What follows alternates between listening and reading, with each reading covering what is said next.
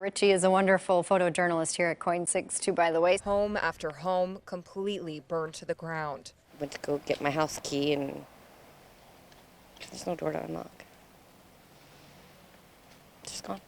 Like many, Tara Stark is struggling to make sense of what's left. It's like watching a movie. That's not us. That's not our home. Being here, this is... Many times I stood here and watched my kids walk down the street to the bus stop in the morning. It's memories like that that make this so difficult, knowing it will never be the same. That was my living room. And then where that metal frame is, that was my son's bed. Then my daughter's bed. Tara says they didn't have time to grab much when they evacuated and were lucky to even make it out alive. So she's been here since 9 a.m., hoping to find anything she can take back with her. Like this, my mom made.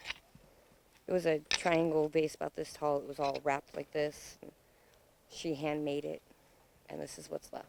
Although there isn't much that's salvageable, she did find one thing that means the most: a small urn carrying her mother's ashes. More than anything, this was my main concern because that's my mom. It's been a tough day, but the people here are already coming together to help each other through this. So we come from all these walks of life, but we come to this community and we all give our time. The Idana Detroit Fire District is made up of volunteers. Together, they saved the homes they could and evacuated dozens as the Beachy Creek and Lions Head fires came through. Today, we got to ride along with them to see some of the destruction. I'm standing in front of what used to be the Detroit City Hall. The fire district had an administrative office inside, and they had to leave their rig behind in order to help 76 people evacuate out of town. Firefighters brought those citizens here to the Mongold Day Use area. We kind of have unofficially referred to it as the Mongold Last Stand. This is sort of the area where we brought those last civilians who hadn't made it out before the fire, got a little too close for comfort, a little too dangerous for vehicles to get out. So we brought everyone here while we worked on a plan to get them safely out of here. The cooperation from the citizens, the public, in those 76 people was extraordinary. I spoke with the fire chief today, who says he wants to thank the community for all their support, but more help is needed for those who haven't been able to go back.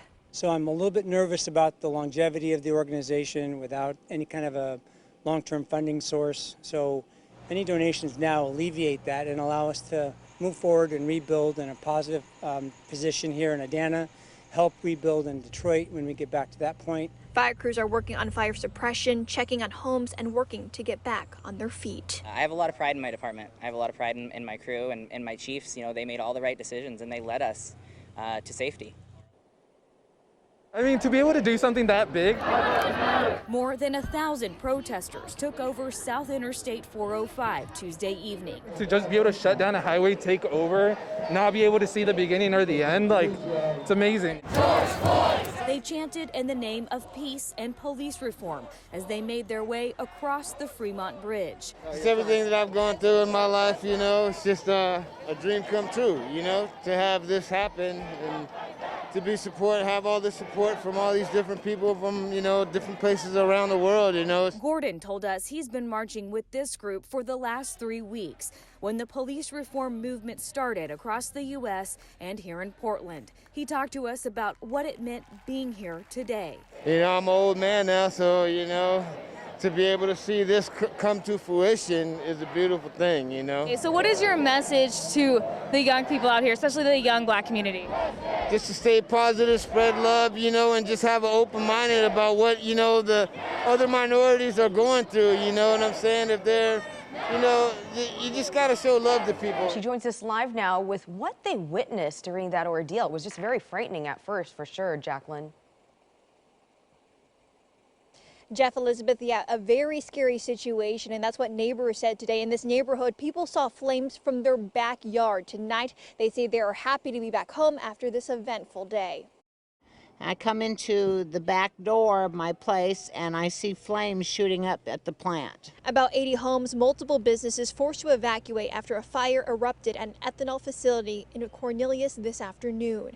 Neighbors heard loud booms and they could feel it too. The explosions were strong enough that it shook the house and you could literally feel the blast. Authorities told residents who were evacuated to go to Forest Grove High School. We're just waiting for them to get it put out so it's safe to go home. Walmart employees and customers evacuated as well, and they waited in a nearby field for any updates. Customer Michelle Snyder was inside.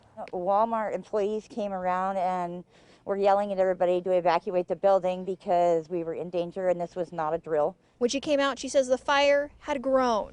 And you can hear pops like something is exploding in the buildings. It's pretty scary. We're all standing back here trying to be sane. Workers at a nearby market saw the smoke and soon got a call to leave. Oh, they sounded just like firecrackers. Firefighters extinguished the ethanol fire. J.J. Perez says his wife works at Summit Foods. She's trying to see what we can do to try to help everybody because we're all, friends with the owner. And around 7:30 this evening, he and his family were able to go home. It's not too bad, man. At least nobody got hurt. It's the 71st day of tubing here at Skible. We're heading up the conveyor belt. Now, it's not super packed because they're keeping it at 35% capacity. 3, 2, 1, go! The feeling you get heading down in a tube, there's a rush of emotions. It was like a little bit scary. It was bumpy. No matter how old or young you are, everyone had a blast tubing at Skible. Multiple families came out for the tubing grand opening. Yeah, we're super excited to get this season off the ground. And right now we're open for tubing only. It's a beautiful day, one, and cooped up too long, needed to burn off some of the Thanksgiving treats. Before you make your reservation, know that masks are required. They are limiting capacity and they are promoting social distancing. I mean, we're asking everybody to kind of help us keep the season alive. The first thing, if you're feeling ill or you're not feeling very well, stay home. And I know that that's a tough decision to make, especially if you're having a plan. Skible is waiting for some more snow before they open the season for skiing and snowboarding. We are really, really close. We need about one good snowfall and then we're open. And we're poised and ready. We've been out track packing through this weekend. But when there is enough snow, they will not require reservations for pass holders. It will be first come, first serve. For now, it's tubing only. There are still spots available for tubing today and tomorrow. If you're interested in coming out, you have to buy your tickets in advance online. We have all of that information on our website, coin.com. Reporting from Skible, Jacqueline Abad, KOIN 6 News. How'd she get that assignment? That looks like too much fun.